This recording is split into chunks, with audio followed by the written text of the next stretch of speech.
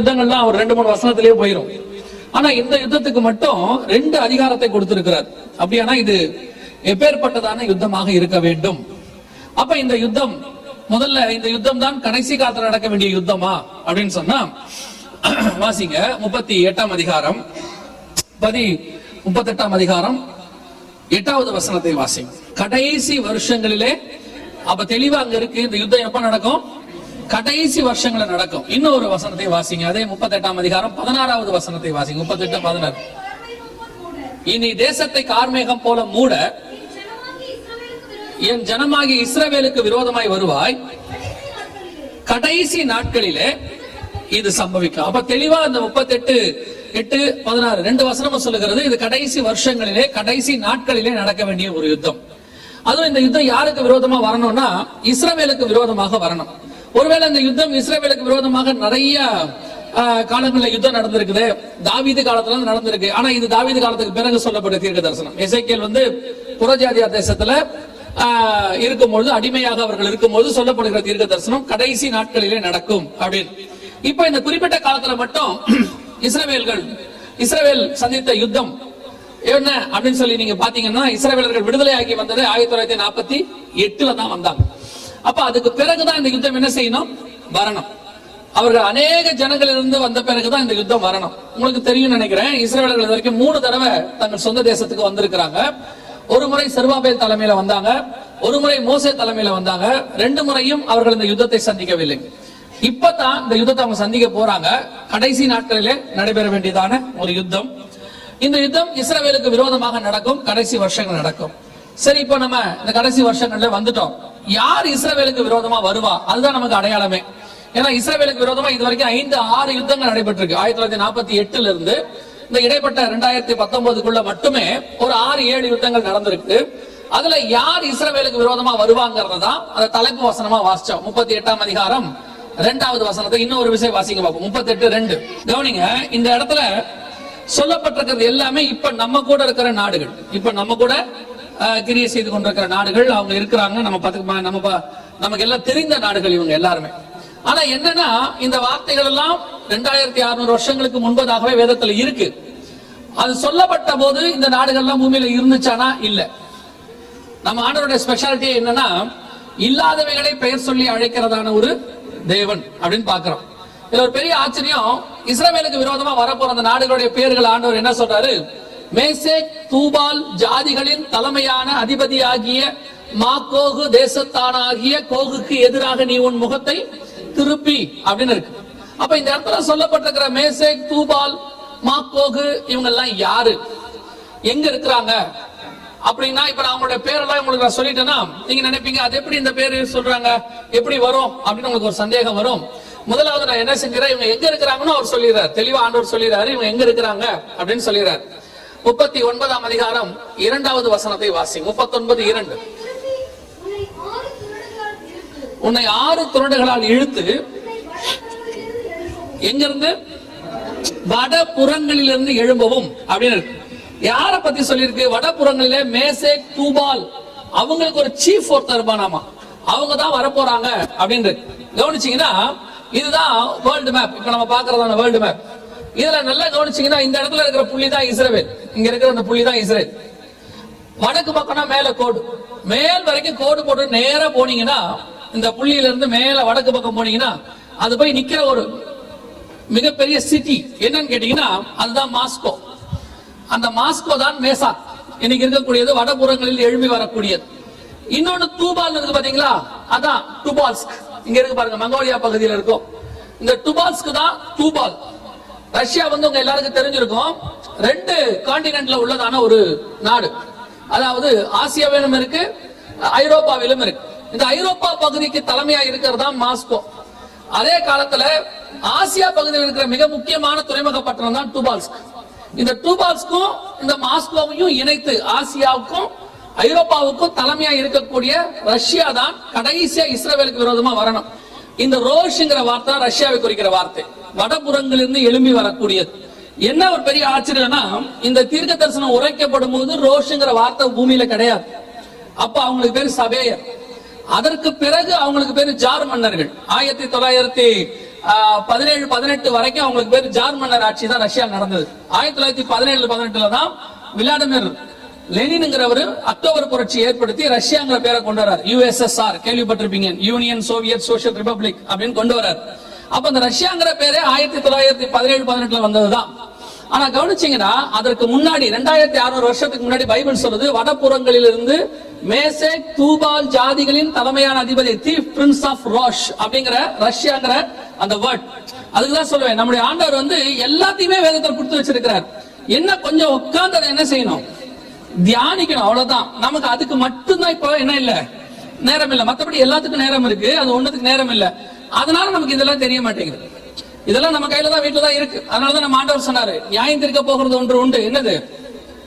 நம்முடைய வசனமே நியாயம் தீர்க்க போகுது. நாளைக்கு பிறகு ஆண்டவர்கிட்ட போய் நிக்க போது லேப்டாப் ஓபன் பண்ணி ஆண்டவர் சொல்ல போறதுல என்னென்ன பாவம் எல்லாம் செஞ்சீங்கன்னு உங்க வீட்டுல இருக்க பைபிளே சொல்லும், இவன் பிரிக்கவே இல்லை ஆண்டவர் என்ன, அதுலயே கதை முடிஞ்சிடும். அந்த பைபிள் அப்படி சொன்ன உடனே கதை முடிஞ்சிடும், அவ்வளவுதான். நல்லா தெரிஞ்சுக்கொடுங்க, அந்த சீஃப் பிரின்ஸ் ஆஃப் ரோஷ் வடபுறங்களுக்கு எழும்பக்கூடிய ரஷ்யாங்கிற வார்த்தை. இது ரொம்ப ஆச்சரியப்படுற ஒரு விதம் என்னன்னா, இதை சொல்லும் போது எசேக்கியேல் சொல்லும் போது இஸ்ரவேலும் கிடையாது. இஸ்ரவேலர்கள் பாபிலோன்ல அடிமைத்தனத்துக்குள்ள இருக்கிறாங்க, மேதிய பெர்ஷிய சாம்ராஜ்யத்துக்குள்ள போயிட்டாங்க அவங்க. அதுக்கப்புறம் ஏறக்குறைய 2000 வருஷம் அவங்க விடுதலை ஆகல. அவங்க எப்ப விடுதலை ஆனாங்கன்னா 1948 தான் விடுதலை ஆனாங்க. இந்த இடைப்பட்ட 2000 வருஷமா இஸ்ரவேலுங்கிற நாடே இல்ல. கர்த்தர் சொல்றாரு, என் ஜனமாகிய இஸ்ரவேலுக்கு விரோதமாக வருவாய், அதுவும் அவங்க பற்பல ஜாதிகளிலிருந்து சேர்த்து கொள்ளப்பட்ட பிறகு வருவார். கரெக்டா இந்த தீர்க்கதரிசனம் எப்ப நடந்துச்சுன்னா 1948. அவங்க சொன்ன மாதிரியே இஸ்ரவேலுங்கிற தேசம் இன்னைக்கு நம்ம கண்ணுக்கு முன்னாடி இருக்கு. நமக்கு வேணா இன்னைக்கு ப்ராபஸியா தெரியாது, பெருசா தெரியாது. ஆனா 1948க்கு முன்னாடி வரைக்கும் இஸ்ரவேலே கிடையாது. அப்ப இன்னைக்கு அது ஒரு மிகப்பெரியதான ப்ராபஸி. அதான் நான் எப்பவும் சொல்லுவேன், ஆண்டவர் தீர்க்க தரிசனம் உரைத்தார் என்பதில் மிகப்பெரிய தீர்க்க தரிசனம் எதுனா திருப்பி இஸ்ரவேலை கொண்டு வந்தது. ஒரு நாடு இல்லாமல் போய், காணாமல் போய், ஜனங்கள் 2000 வருஷமா இல்லாமல் போய் திருப்பி அவங்களை கொண்டு வரதுங்கிறது நம்ம ஆண்டவரோட ஒருத்தரால மட்டும்தான் முடியும். அல்லேலூயா. இன்னைக்கு பாபிலோன் கிடையாது, நினிவே கிடையாது, இன்னைக்கு பைபிள்ல சொல்லப்பட்ட பெரிய பெரிய நகரங்கள் இன்னைக்கு கிடையவே கிடையாது. எல்லாம் மண்ணோடு மண்ணா போயிருச்சு, திருப்பி உருவாக்கவும் முடியாது. ஆனால் எருசலேம் இஸ்ரவேல் மாத்திரம் மீண்டும் இன்னும் ஜீவனோடு கூட நிற்கிறது. தேவன் இன்னும் இருக்கிறார் என்பதற்கு அது ஒரு மிக முக்கியமான ஒரு அடையாளம். அல்லேலூயா. அப்போ தேவன் சொன்ன மாதிரி கடைசி காலத்துல இஸ்ரவேலுக்கு விரோதமா யார் வரணும்? ரஷ்யா வரணும். இந்த வடபுறங்கள்ல இருந்து தூபால் அப்படிங்கறது எழும்பி வரும் அப்படின்னு கர்த்தர் சொன்ன தீர்க்க தரிசனத்தின்படி கடைசி காலத்துல ரஷ்யா இஸ்ரவேலுக்கு விரோதமாக எழும்பி வர வேண்டும். இப்போ இந்த யுத்தம் தான் கடைசியா நடைபெற வேண்டிய யுத்தம். எந்த யுத்தம்? சபை காலத்துல கடைசி யுத்தம். ஏன் நம்ம கடைசி யுத்தம்னு சொல்றோம்னா, இதுக்கு அப்புறம் உபத்திரவ காலம் வந்துடும். இதுக்கு அப்புறம் ஒரு 7 வருஷம் வருது. கரெக்டா நம்ம சொல்றோம், சபை எடுத்துக்கொள்ளப்பட்ட பிறகு 7 ஆண்டு காலம் உபத்திரவ காலம் பூமிக்கு என்ன செய்ய போது வரப்போகிறது. அந்த உபத்திரவ காலத்தின் முடிவில் இயேசு கிறிஸ்து பகிரங்கமாக வருவார். அந்த பகிரங்க வருகைக்கு பிறகு அர்மேகதான் யுத்தம், அர்மேகதான் யுத்தத்துக்கு பிறகு 1000 வருஷ அரசாட்சி. இதான் நமக்கு வேதம் சொல்லக்கூடியதான டைம்லைன். இன்னைக்கு இந்த யுத்தத்தை பத்தி சொல்லும் போது ஒரு கன்ஃபியூஷன் இருக்கு நிறைய பேருக்கு. நான் அதையும் சொல்லிட்டு போயிடுறேன். என்ன யுத்தம்னா, இதுதான் அர்மேகதான் யுத்தம் அப்படின்னு கொஞ்சம் பேர் சொல்றாங்க. இந்த எசேக்கியேல் 38-39 சொல்லப்பட்டிருக்கிறது என்ன யுத்தம்? அர்மேகதான் யுத்தம். கிடையவே கிடையாது. அர்மேகதான் யுத்தம் என்பது வெளிப்படுத்தின விசேஷம் 16ஆம் அதிகாரம் 16வது வசனத்துல இருக்கு. அந்த அர்மேகதான் யுத்தத்துக்கும் இந்த யுத்தத்துக்கும் நிறைய டிஃபரன்ஸ் இருக்கு. எப்படி டிஃபரன்ஸ் இருக்கு? அர்மேகதான் யுத்தம் நடைபெறுவது முழுக்க முழுக்க மெகிதோ பள்ளத்தாக்குல நடக்குது. வெளிப்படுத்தல் 16:16 மெகிதோ பள்ளத்தாக்குல நடக்கதாக இருக்கு. ஆனா இந்த யுத்தத்தை பத்தி சொல்லும் போது இஸ்ரவேலின் மலைகளுக்கு விரோதமாக நீ வருவாய். இரண்டாவது, அர்மேகதான் யுத்தத்துல சண்டை இயேசு கிறிஸ்துவுக்கும் அந்தி கிறிஸ்துவுக்கும். இங்க சண்டை ரஷ்யாவுக்கும் இஸ்ரவேலுக்கும். அர்மேகதான் யுத்தம் முடிஞ்ச உடனே 1000 வருஷ அரசாட்சி வந்துடும். ஆனா இங்க பாத்தீங்கன்னா அர்மேகதான் யுத்தம் முடிஞ்ச உடனே 7 வருஷம் உபத்திரவ காலம் வருது. அத ஆண்டவர் மென்ஷன் பண்ணிருக்கிறார். இதுல வாசிங்க 39ஆம் அதிகாரம், எசேக்கியேல் 39ஆம் அதிகாரம் 9வது வசனத்தை வாசிங்க. எசேக்கியேல் 39. கரெக்டா யுத்தம் முடிஞ்சு எத்தனை வருஷம் இருக்கிறாங்க? 7 வருஷம் இருக்கிறாங்க. நாம அதான் சொல்றோம், யுத்தம் முடிஞ்சு 7 வருஷம் என்ன வரும்? உபத்திரவ காலம் வரும். அப்ப கர்த்தர் சொன்னபடியே இந்த 7 வருஷ உபத்திரவ காலம் ஒன்று பூமிக்குள்ளே வரப்போகிறது. அதான் ஆயுதங்களை எடுத்து எரிக்கிற காலமாக இருக்க போகிறது. சோ இந்த யுத்தம் 3ஆம் உலக யுத்தம் நம்ம சொல்லிக் கொள்ளலாம். ஏன்னா 2 யுத்தம் முடிஞ்சதுனால இதை நம்ம என்ன சொல்றோம்? 3ஆம் உலக யுத்தம் நம்ம சொல்றோம். ரஷ்யாவுக்கும் இஸ்ரவேலுக்கும் விரோதமாக வரணும். இதுலயும் இன்னும் கொஞ்சம் தெளிவாக இந்த 2 அதிகாரத்துல இந்த யுத்தத்தை பத்தின எல்லா தெளிவா கொடுத்திருக்கிறாரு. மொத்தத்தில் பார்க்க நமக்கு நேரம் இல்ல.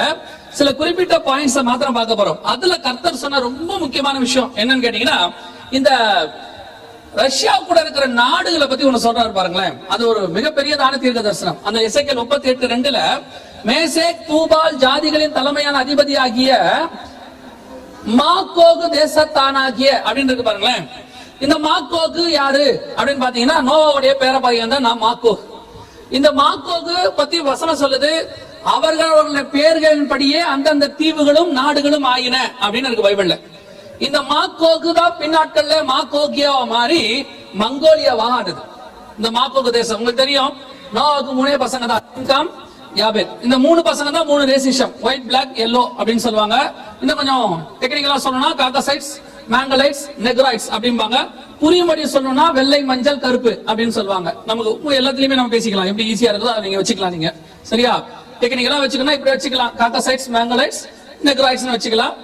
மனசுல பதிவுபடி வச்சுக்கணும்னா வெள்ளை, மஞ்சள், கருப்பு அப்படின்னு வச்சுக்கலாம். அப்போ இந்த 3 இனம் தான், அதுல ஒண்ணுதான் மாக்கோகு, மேங்கலைட்ஸ் என்று சொல்வார்கள். அதான் மங்கோலிய இனம். இங்க இருக்கு பாருங்களேன், இந்த இடத்துல இருக்கு, இந்த சின்ன பிளாக் சைனாவுக்கு மேல இருக்கு பாருங்க. இவங்க தான் சீனர்களுக்கெல்லாம் பூர்வீகம். சீனாங்கிறது இந்த மங்கோலிய வம்சத்துல வந்ததான், மங்கோல்ஸ் அப்படின்னு சொல்லுவாங்க. இந்த மங்கோலியா என்கிற நாடு ரஷ்யா கூட இருக்கும்னு பைபிள் சொல்லுது. மங்கோலியாங்கிற கடைசி காலத்துல ரஷ்யா கூட வரும். ஆனா 1918க்கு பிறகு ரஷ்யா மங்கோலிய யுத்தம் பயங்கர ஃபேமஸ். மங்கோலியாங்கிற நாடு ஒண்ணும் இல்லாம பண்ணதே யாருன்னு கேட்டீங்கன்னா ரஷ்யா தான். செங்கிஸ்கான் கேள்விப்பட்டிருப்பீங்க. அவருக்கு பிறகு அந்த நாடு ரொம்ப ஃபேமஸ் ஆகி ரொம்ப சர்வாதிகார நாடுகள்ல ஒண்ணு. அந்த நாடு ஒண்ணுமே இல்லாம போய் ரஷ்யாவால தான் ஒண்ணுமே இல்லாம போயிருச்சு. இன்னைக்கும் ரஷ்யர்கள் அவங்களுக்கு பிடிக்காதுன்றதா உலகத்துக்கு அறிஞ்சதான ஒரு விஷயம். ஆனா பைபிள் சொல்லுது, கடைசி காலத்துல யார் வரணும்? இந்த மங்கோலியாவானது ரஷ்யாவு கூட இணைந்து எங்க வரணும்? இஸ்ரவேலுக்கு விரோதமா வரணும். என்ன ஒரு பெரிய ஆச்சரியம்னா, 2018 இந்த மங்கோலியாவும் ரஷ்யாவும் சேர்ந்து என்ன செஞ்சாங்கன்னு கேட்டீங்கன்னா ஒரு யுத்த பயிற்சி மேற்கொண்டாங்க. இங்க இருக்கு பாருங்க, மிகப்பெரிய ராணுவ பயிற்சி. எப்போ அப்படின்னு கேட்டீங்கன்னா செப்டம்பர் 11, 2018 என்ன போட்டிருக்கு பாத்தீங்கன்னா மிகப்பெரிய ராணுவ பயிற்சி தொடங்குகிறது. யார் யாருன்னு கேட்டீங்கன்னா ரஷ்யாவோடு கூட சேர்ந்து சீனாவும் மங்கோலிய ராணுவம் பங்கேற்பு. இந்த மங்கோலியா ரஷ்யா கூட சேர்ந்தது மிகப்பெரிய தீர்க்க தரிசன நிறைவேறுதல். ஏன்னா கிட்டத்தட்ட 50 வருஷமா ரஷ்யாவுக்கும் மங்கோலியாவுக்கும் ஆகாது, பயங்கரமான எதிரிகள், இந்தியா பாகிஸ்தான் மாதிரி. ஆனா இன்னைக்கு என்ன நடந்திருக்குது? இவங்க 2 பேரும் சேர்ந்து யுத்த பயிற்சி மேற்கொண்டிருக்கிறாங்க. அதுலயும் அந்த ரஷ்யாவுடைய ராணுவ தளபதி என்ன சொல்றாரு? இது யுத்த பயிற்சி அல்ல, ஒரு யுத்தம் போலவே நாங்க நடத்தி இருக்கிறோங்கிறார். எதுக்கு இந்த யுத்த பயிற்சி நடக்குது? இப்போ நீங்க பாத்திருப்பீங்க, எல்லா நாடுகளும் யுத்த பயிற்சி என்ன செய்யறாங்க? மேற்கொண்டுட்டே இருக்கிறாங்க. இந்த பயிற்சி எதுக்கு மேற்கொள்ளப்படுகிறது? உலகம் முழுக்க ஏன் வருது அப்படின்னு கேட்டீங்கன்னா, இந்த 3ஆம் உலக யுத்தம் மறைமுகமாக தொடங்கிவிட்ட காலகட்டத்தில் இருக்கு. இந்த கடைசியா நடக்க வேண்டிய எசேக்கியேல் 38, 39 யுத்தம் நம் கண்களுக்கு முன்பாக தொடங்கிவிட்ட காலம். அது எப்படி தொடங்கி இருக்கு, என்ன பண்ணிருக்காங்கன்றத நான் உங்களுக்கு முடியும் போது சொல்றேன். இப்போ சீனாவும் இப்போ ரஷ்யாவும் இணைந்து ஒரு மிகப்பெரிய யுத்தத்தை தொடங்குவதற்கான எல்லா வேலைகளையும் செய்து முடித்து விட்டார்கள். அதுல தீர்க்க தரிசனம் நிறைவேறுவது தான் இந்த மங்கோலிய ராணுவம் ரஷ்யாவோடு கூட இடைபெறுவது. அவங்க ஒன்னும் இணைஞ்சு வந்துட்டாங்க. 2வது, ரஷ்யா கூட இருக்கிற இன்னொரு நாடு என்ன அப்படின்னு சொல்லி பாத்தீங்கன்னு சொன்னா, அந்த எசேக்கியேல் 38:5 வாசிங்க பாப்போம். எசேக்கியேல் 38:5.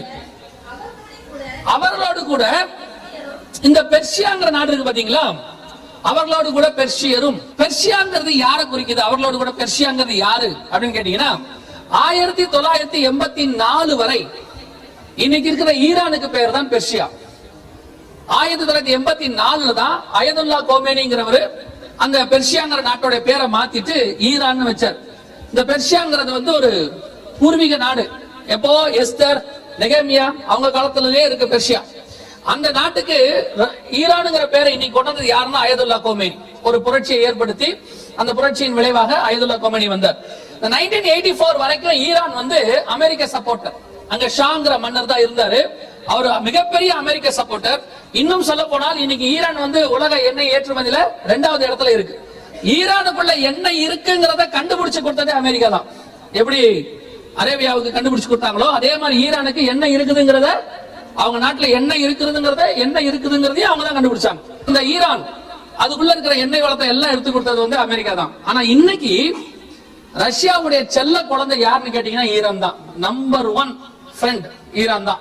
இன்னைக்கு ஈரான்ல இருக்கக்கூடிய எல்லா அணு உலைகள் எல்லாவற்றையும் பாதுகாக்கிற பொறுப்பு யார் கையில இருக்குது? ரஷ்யா கையில இருக்கு. ரஷ்யா சொல்லி இருக்குது, ஈரான் மேல கைய வச்சீங்கன்னா, இங்க சொல்லி பாருங்க, ஈரான் மீது தாக்குதல் நடத்தினால் பேரழிவு ஏற்படும்.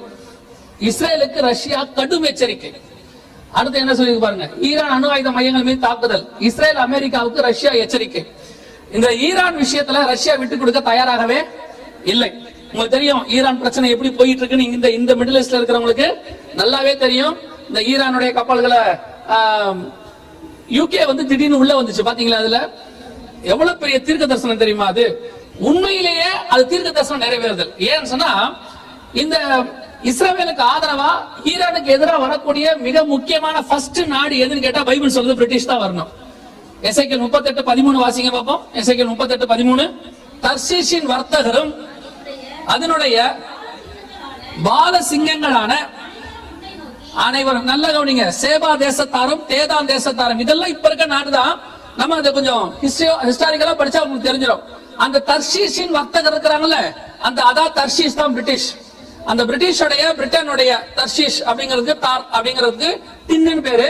அந்த டின்னுங்கிறதுக்கு இன்னொரு பேர் தான் பிரிட்டன். நம்ம எல்லாருக்கும் தெரியும். அவர்கள் தான் கடைசி காலத்துல யாருக்கு விரோதமா வரணும், முன்னின்று நடத்தணும், யூகே தான் நடத்தணும். இஸ்ரேலுக்கான ஒரு மிக முக்கியமான வார் ஒண்ணு தொடங்க போகுது. தேர்ட் வேர்ல்டு வார் ஒண்ணு நடக்க போகுது. அதற்காகத்தான் இது நடக்குது. இதெல்லாம் உங்களுக்கு எப்படி நீங்க பாக்குறீங்கன்னு எனக்கு தெரியாது. மிக மிக சீரியஸான ஒரு டென்ஷன் ஒண்ணு மிடில் ஈஸ்ட்ல போயிட்டு இருக்கு. கர்த்தர் சொன்னபடி துல்லியமாக கடைசி காலத்துக்குரிய யுத்தம் நம்முடைய காலத்துல ஆரம்பிக்க வேண்டும் என்பது எல்லாருடைய கருத்து. எல்லாரும் யுத்த வல்லுநர்கள் என்ன சொல்றாங்கன்னா, மறைமுகமாக 3ஆம் உலக யுத்தம் என்ன செஞ்சிருச்சு, ஆரம்பித்து விட்டது. ரஷ்யாவுக்கு ஆதரவாக ஈரான், இது எல்லாம் நம்ம காலத்துல நம்ம கண்ணுக்கு முன்னாடி என்ன செய்யுது, நடந்து கொண்டே இருக்கிறது. இதுல உங்களுக்கு தெரிஞ்சுக்க வேண்டிய மிக முக்கியமான ஒரு இன்ஃபர்மேஷன், மிக முக்கியமான ஒரு விஷயம், நீங்க தெரிந்து கொள்ள வேண்டிய மிக முக்கியமான ஒரு விஷயம் என்னன்னா, அந்த எசேக்கியேல் 38:13 பாத்தீங்கன்னா, சேபா தேசத்தாரும் இந்த தேதானுங்கிறவங்க யாரு, அதுதான் இப்ப உங்களுக்கு ரொம்ப முக்கியமா தெரிய வேண்டிய ஒரு நாடு. இந்த தேதான் தான் பைபிள்ல உள்ள தேதான் தேசம் தான் இன்னைக்கு இருக்கிறதான சவுதி அரேபியா. அன்னைக்கு உள்ள தேதான் தேசம் தான் இன்னைக்கு இருக்கக்கூடிய சவுதி அரேபியா. ஏன்னா அந்த தேதான் தேசத்தினுடைய எல்லைய இன்னைக்கு வச்சு பார்த்த போது அங்க என்ன இருக்குது, சவுதி அரேபியா இருக்கு. என்ன ஒரு பெரிய ஆச்சரியம் கேட்டீங்கன்னா, நீங்க இன்டர்நெட்ல கூட போய் தேதான் தேசம் எதுன்னு போட்டு பாருங்க, சவுதி அரேபியா தான் காட்டும். பைபிள் பிப்ளிக்கல் கண்ட்ரீஸ் மாடர்ன்ல எங்க இருக்குன்னு பாத்தீங்கன்னா தேதான் தேசம்ன்றது சவுதி அரேபியான்னு காட்டும். என்ன ஒரு பெரிய ஆச்சரியம்னா, இந்த சவுதி அரேபியா வந்து இந்த விஷயத்துல ரஷ்யாவுக்கு அகைன்ஸ்டா போகும், இஸ்ரேலுக்கு ஆதரவா போகும் பைபிள் சொல்லுது.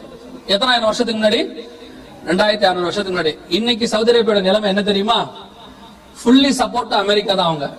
அவங்க ரஷ்யாவுக்கு அகைன்ஸ்டா தான் போவாங்க. எந்த நாடுகள் வந்தாலும், அதுவும் குறிப்பா ஈரானுக்கு அகைன்ஸ்டா தான் என்ன செய்வாங்க, அவர்கள் போவாங்க. அதனுடைய மாற்றங்கள் தான் இப்ப சவுதி அரேபியா நடந்துகிட்டு இருக்கு. கடைசி காலத்துல தேதான் தேசம். இப்ப இந்த யுத்தம் இவ்வளவு முக்கியமா பேசுறமே, அவ்வளவு இம்பார்ட்டன்டான யுத்தமா அப்படின்னு கேட்டீங்கன்னா, இந்த யுத்தம் தான் இனி வரப்போகிற உலகத்தினுடைய எல்லாவற்றையும் மாற்றி அமைக்க போகுது. ஃபர்ஸ்ட் வேர்ல்டு வார் வந்த பிறகு யூகே வந்து உலக வல்லரசா மாறுச்சு. செகண்ட் வேர்ல்டு வார் முடிஞ்ச பிறகு அமெரிக்கா உலக வல்லரசா மாறுச்சு. இந்த தேர்ட் வேர்ல்டு வார் முடிஞ்ச உடனே தான் ஐரோப்பியன் யூனியன் உலக வல்லரசாக மாறும். அந்த ஐரோப்பியன் யூனியன் உலக வல்லரசா மாறும் போது இன்னைக்கு அமெரிக்க ஜனாதிபதி எப்படி இருக்கிறாரோ அதே மாதிரி ஐரோப்பாவுக்கு ஒரு ஜனாதிபதி வருவார். அவர் தான் உலகத்தை ஆளக்கூடியவனாக இருப்பான். அவனைத்தான் வேதம் சர்வாதிகாரி என்று சொல்லுகிறது, அந்தி கிறிஸ்து என்று சொல்லுகிறது. இப்போ வரப்போற அந்தி கிறிஸ்து உருவாக்க போறத எந்த யுத்தம் தான் உருவாக்க போகுது, இந்த யுத்தம் தான் உருவாக்க போகுது. அப்படின்னா நம்ம பொறுத்த வரைக்கும் அவன் வருவதற்கு முன்பதாக சபையை மீட்க ஆண்டவர் வருவேன் என்று வாக்குத்தத்தம் பண்ணி இருக்கிறார். அல்லேலூயா. எண்ட் ஆஃப் தி டே நமக்கு அதுதான் தேவைன்னு வச்சுக்கோங்களேன். இந்த யுத்தத்தினுடைய விளைவுகள் என்னங்கிறது அப்புறம், நமக்கு தேவை அதுக்கு முன்னாடி நமக்கு ஆண்டவர் என்ன சொல்றாரு. அப்ப கர்த்தர் சொன்னபடியே இந்த நாடுகள் எல்லாம் கடைசியா ஒன்னா சேர்ந்துட்டாங்க. இப்ப யுத்தத்துக்கான எல்லாம் ரெடி ஆயிருச்சு அப்படின்னு சொன்னா கண்டிப்பாக இந்த யுத்தம் ஆரம்பிக்கிறது வந்து நம்ம காலத்துல நம்ம கண்ணுக்கு முன்னாடி தான், வேற எந்த காலத்திலயும் இல்ல. இனி தள்ளி போக வாய்ப்பு இல்லைன்னு சொல்லிட்டாங்க நம்ம கண்ணு. இன்னும் அதுவும் ஒரு வல்லுநர் சொல்றாரு, மறைமுகமாக யுத்தம் என்ன செஞ்சிருச்சு, ஆரம்பித்து விட்டது அப்படிங்கிறார். அவங்க கொஞ்சம் கொஞ்சமா அடிக்க ஆரம்பிக்கிறாங்க அப்படின்னு.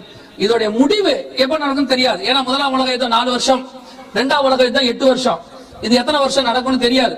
அந்த யுத்தத்தின் முடிவும் அந்த யுத்தத்தினுடைய காலகட்டங்களும் நடைபெறும் போதுதான் வருகை சம்பவிப்பதற்கு என்ன இருக்குது, வாய்ப்பு இருப்பது. ஏன்னா இதுக்கப்புறம் அந்தி கிறிஸ்து வெளிப்படுவான். அவன் வருவதற்கு முன்பதாக ஆண்டவர் வரப்போகிறார். அல்லேலூயா. அப்ப நாம அந்த கடைசி யுத்தத்துக்கு வந்துட்டோம். இயேசு கிறிஸ்து சொன்ன சபை காலத்துக்கு முன்பாக வர வேண்டிய யுத்தத்துக்கு நேராக என்ன செஞ்சிட்டோம், வந்துட்டோம். யுத்தங்களின் செய்திகளையும் கொஞ்சம் கொஞ்சமா நம்ம என்ன செய்ய ஆரம்பிச்சிருக்கிறோம், கேட்க ஆரம்பிச்சிருக்கிறோம். இது இன்னும் அதிகமாக பரவும். இது இன்னும் அதிகமாக நீங்க எப்பெல்லாம் பேப்பர்லயோ அல்லது டிவிலயோ இன்டர்நெட்லயோ வாட்ஸ்அப்லயோ இஸ்ரவேலுக்கு விரோதமாக ஒரு குண்டோ அல்லது இஸ்ரவேல் ஈரானுக்கு விரோதமாக ஒரு குண்டையோ ரஷ்யா போட்டதை நீங்க பாத்தீங்கன்னா நீங்க தெரிஞ்சுக்கணும், கடைசி காலத்தினுடைய அடையாளங்கள் தொடங்கி விட்டது. கடைசி யுத்தம் என்ன செஞ்சிருச்சு? சபை காலத்துடைய கடைசி யுத்தம். அதுக்கப்புறம் நிறைய இருக்கு, அர்மேகதான் யுத்தம் இருக்கு, நிறைய யுத்தம் இருக்கு. ஆனா சபை காலத்துக்குரிய கடைசி யுத்தம் என்ன செஞ்சிருச்சு? வந்துருச்சு அப்படின்னு அர்த்தம். இனி காலம் கண்டிப்பாக செல்லாது அப்படின்னு வேதம் சொன்னது துல்லியமாக நிறைவேறுகிற காலகட்டத்தில் வந்துட்டோம். இப்ப ரஷ்யாவோட கர்த்தர் சொன்னபடியே அவங்கவுங்க நாடுகள் எல்லாம் ஒன்னா சேர்த்துட்டாங்க. அதுல பாத்தீங்கன்னா தொகர்மா வம்சத்தாரும் ஒண்ணு இருக்கும் பாருங்களேன். எசேக்கியேல் 38:5-6 அவர்களோட கூட தொகர்மா வம்சத்தாரும் இருக்கா. அந்த தொகர்மா வம்சத்தார் தான் துருக்கி. ஆகவே கடைசி யுத்தத்திற்கான எல்லா காரியங்களும் நடைபெற தொடங்கி விட்டது. கர்த்தர் சொன்னபடி துல்லியமாய் தீர்க்க தரிசனம் நம்முடைய காலத்துல இந்த யுத்தம் வரும். இந்த யுத்தம் நடைபெற ஆரம்பிக்கும் பொழுது நம்ம மூட்டை முடிச்ச கட்டலான்னு அர்த்தம். வருகைக்கு ரெடி ஆகணும்னு அர்த்தம். ஊருக்கு போகணும்னா மூட்டை முடிச்ச கட்டணும், வருகையில போகணும்னா மூட்டை முடிச்ச விடணும். பாரமான யாவற்றையும் உதறி தள்ளி விட்டு இருந்தாதான் எங்க போக முடியும்? வருகைக்கு போக முடியும். ஆனா நீங்க கேட்கிற செய்தி வேற இருக்கு இல்ல. கர்த்தர் உங்களுக்கு அழைத்தருவா எதிர்வாருன்னு கேட்டுக்கிட்டே இருக்கிறீங்க. இப்ப நம்ம சொல்றது அதுக்கு எப்படி இருக்குது? ஆப்போசிட்டா இருக்கு. ஒருவேளை உங்களுக்கு இது பிடிக்காம கூட இருக்கும், வேற வழி இல்லைன்னா இதான் நடக்கும். வேற என்ன செய்ய முடியும்? சத்தியத்தை தானே சொல்லணும். நம்மளும் சொல்லலாம், அழகா சொல்லலாம், நீங்கள் பலிக்கு பெருகுவீர்கள், இந்த வாசலிலே வெளியே போகாதபடிக்கு கர்த்தர் உங்களை பலிக்கு பெருக பண்ணுவான்னு சொல்லலாம். ஆனால் பொய்யா போயிடும். சரியா? அதனால அதுக்கு சில ஆட்கள் இருக்கிறாங்க, அதுவும் தேவைதான், அவங்களும் சொல்லிட்டு போவாங்க. ஆனா அது நடக்குதோ இல்லையோ, இது நடக்கும் கண்டிப்பா. யுத்தம் கண்டிப்பா என்ன செய்யும்? வரும். ஏன்னா சொன்னது நாங்க இல்ல, பைபிள். வேதத்துல சொன்ன ஒரு காரியம் என்ன செய்யாது? பொய்யாய் போகாது. ஆகவே யுத்தத்துக்கான எல்லாம் தயாராகி விட்டது. சரி, இந்த யுத்தம் ஏன் நடைபெறுகிறது? இந்த யுத்தம் ஏன் நடக்குது? ரீசனை மட்டும் சொல்லிடுவோம். இந்த யுத்தம் ஏன் நடக்குது? எசேக்கியேல் 38:13 வாசிங்க பாப்போம். உன்னை நோக்கி ரஷ்யா பத்தி என்ன சொல்றாங்களா? ரஷ்யாங்கிறது ஒரு 2 கான்டினென்ட்ல இருக்க நாடு. அது ஏன் இஸ்ரவேலை கொள்ளையிடணும்? அது ஏன் இஸ்ரவேலை கொள்ளையிடணும் அப்படின்னு பாத்தீங்கன்னா, 1918 ரஷ்யா உருவாகும் போது அதே காலகட்டத்தில் உருவான நாடுதான் இஸ்ரவேல். பால்ஃபர் டிக்ளரேஷன் அப்படின்னு சொல்லுவாங்க. அதன் மூலமாக இஸ்ரேவேல்ங்கிற நாடு உருவாவதற்கு ஒரு சைன் பண்ணாங்க. ரெண்டும் ஒன்னா வந்துச்சு. 1948 தான் இஸ்ரேல் தனி நாடா மாறுச்சு. இந்த குறிப்பிட்ட 100 வருஷத்துல மட்டுமே, 1918 இருந்து 2018, இந்த 100 வருஷத்துல மட்டும் இஸ்ரேல் இன்னைக்கு வேர்ல்ட் நம்பர் 1ல இருக்கு. எல்லா ப்ரொடக்ஷன்லயும் எல்லாத்துலயும் என்ன இருக்கு? வேர்ல்ட் நம்பர் 1ல இருக்கு. அது மாத்திரமல்ல, இஸ்ரேல்ல ஒரு கடல் இருக்கு, நீங்க கேள்விப்பட்டிருப்பீங்க, டெட் சி, சவக்கடல் அப்படின்னு. அந்த ஒரு கடல் மட்டும் ரஷ்யா கிட்ட கிடைச்சிட்டா போதும், இந்த உலகத்திலேயே மிகப்பெரிய பணக்கார நாடாக ரஷ்யா மாறிடும். ஏன்னா அந்த கடலுக்குள்ள இருக்கக்கூடிய தாது பொருட்கள் அவ்வளவு அதிகம், அவ்வளவு சக்தி வாய்ந்தவை. அதுல இருந்து எடுக்கிறதுக்கு இஸ்ரேலாலேயே முடியல, அவ்வளவு இருக்கு. அதைத்தான் ரஷ்யா என்ன பண்ணிருக்கு? டார்கெட் பண்ணிருக்கு. கிட்டத்தட்ட 50 வருஷமாக இந்த நாடுகளை சுத்தி இருக்கிற அரபு நாடுகளை வைத்து எப்படியாவது இஸ்ரேலை தன் பசம் கொண்டு வரணும் தான் ரஷ்யாவுடைய பிளான். 1967 இஸ்ரேலுடைய ராணுவ தளபதி சொன்ன வார்த்தை, எங்களுடைய அடுத்த மிக முக்கிய யுத்தம் யாரோட இருக்கும் என்றால் ரஷ்யாவோடு இருக்கும் என்றார். காரணம், இன்னைக்கு இருக்கிற அரபு நாடுகள் மொத்தத்துக்கும் ஆயுத சப்ளை யார் தான் பண்றா? ரஷ்யா தான் பண்ணுது. அதே நேரத்தில் நீங்க ரஷ்யாவுடைய நிலைமை என்ன அப்படின்னு கேட்டீங்கன்னு சொன்னா, கடந்த 10 வருஷத்துல ரஷ்யா பொருளாதாரத்துல எங்க போயிருச்சு? பின்னாடி போயிருச்சு. யார் கொள்ளையடிக்க யார்கிட்ட வரணும்? எப்பவுமே இல்லாதவன் தான் இருக்கிறவன் என்ன செய்யணும்? கொள்ளையடிக்க வரணும். உங்களுக்கு தெரியும் எப்படி அமெரிக்கா ஈராக்ல என்ன கொள்ளையடிச்சிச்சு, ஈரான்ல சாரி ஆப்கானிஸ்தான்ல என்ன பண்ணாங்க, எல்லாம் நாம் பார்த்திருக்கிறோம். அதே வேலையை இப்ப யார் செய்ய போறா? ரஷ்யா செய்ய போகுது. சோ இந்த யுத்தத்தின் மூலமாக ரஷ்யா உலகத்தினுடைய மைய பகுதிக்கு வர வேண்டும் என்று விரும்புகிறது. உங்க எல்லாருக்கும் தெரியும், உலகத்தினுடைய மிக முக்கியமான மைய பகுதி எருசலேம். எருசலேமை புடிச்சிட்டோம்னா டோட்டல் வேர்ல்டு என்ன பண்ணிடலாம்? கண்ட்ரோல் பண்ணிடலாம். அத நம்ம கையில வச்சுக்கலாம்ங்கிறதா ரஷ்யாவுடைய மிகப்பெரிய பிளான். அது மட்டும் இல்ல, இஸ்ரேல்ல இருக்கக்கூடிய வளங்கள், இன்னைக்கு இருக்கக்கூடிய வளங்கள் உலகத்துக்கே மிக முக்கியமான ஏற்றுமதி நாடு. சோ இஸ்ரேலை எப்படியாவது கண்ட்ரோல் பண்ணணுங்கிறதா யாருடைய கணக்கு? ரஷ்யாவுடைய கணக்கு. அப்ப நல்லா கவனிச்சுக்கொள்ளுங்க, நம்ம இஸ்ரேலுடைய மிக முக்கியமான காரியங்களை கொள்ளையடிக்க வேண்டும் என்பது யாருடைய நோக்கம்? ரஷ்யாவுடைய நோக்கம். கர்த்தர் சொன்னபடியே துல்லியமாக தீர்க்க தரிசனம் இன்னைக்கு ரஷ்யா இஸ்ரேலை கொள்ளையடிப்பதற்கான எல்லா முகாந்தரமும் தயாராகி விட்டது. இதன் மூலமாக நாம ஏற்கனவே சொன்னபடி 3ஆம் உலக யுத்தம் முடியும் போது அந்திகிறிஸ்துவின் ஆட்சி பூமிக்கு வரப்போகிறது. இதான் இதற்கான மிக முக்கியமான காரணங்கள். இந்த 3ஆம் உலக யுத்தம் 2018 கடைசியிலேயே ஆரம்பிச்சிருக்கணும். அப்பவே அதற்கான எல்லாமே தயாராகி விட்டது. இப்போ அதுக்கான முகாந்திரம் எல்லாம் ரெடி. இப்போ நீங்க மிடில் ஈஸ்ட்ல இருக்கிறீங்க. இதுதான் மைய பகுதியாக இருக்க போகுது. எது? இஸ்ரேல், சவுதி அரேபியா, இந்த சிரியா, இந்த பகுதி தான் மிக முக்கியமான பகுதியா இருக்கு. ஆனா உலகம் ஃபுல்லா யுத்தம் நடக்கும். ஆனா சென்டர் பாயிண்ட் எதுல இருக்கும்? இந்த பேஸ் மிடில் ஈஸ்ட்ல தான் இருக்கும்.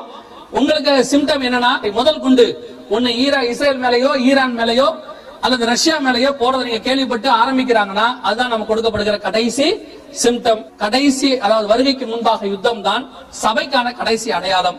கர்த்தர் சொன்னபடி எல்லாம் துல்லியமா என்ன செஞ்சிருச்சு, நடைபெற்று முடித்து விட்டது. நம் காலத்துல நிறைவேற வேண்டிய தீர்க்க தரிசனங்கள்ல இந்த யுத்தம் ஆயத்தப்பட்டு விட்டது.